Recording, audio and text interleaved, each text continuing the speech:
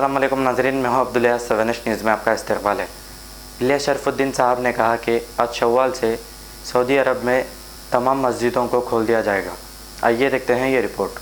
अस्सलामु अलैकुम वरहमतुल्लाहि वबरकातुहू। अल्हम्दुलिल्लाहि कसीरा।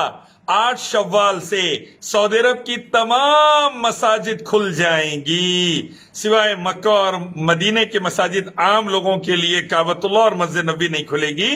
खास लोगों के तो खुली ही है वो ऑलरेडी, लेकिन तमाम दूसरी मसाजिद इंशाअल्लाह खुल जाएगी। दुआ करिए अल्लाह पूरी दुनिया में मसाजिद को अल्लाह ताला खुला दे रब्बुल आलमीन।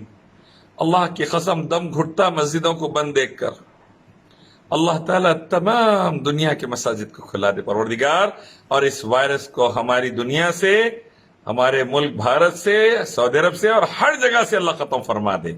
आमीन सुम्मा आमीन या रब्बल आलमीन। अस्सलामु अलैकुम।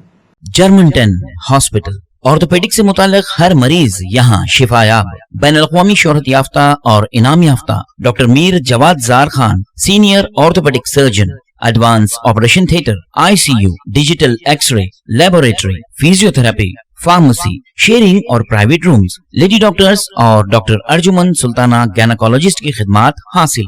वाजबी फीस और मुकम्मल सहूलियात से हजारों मुतमईन। एम्बुलेंस से आरास्ता Germanton orthopaedic hospital, pillar number 150, Attapur, Hyderabad. 7H news, सबसे अलग और सबसे हटकर। देखते रहिए ताज़ा तरीन खबरें।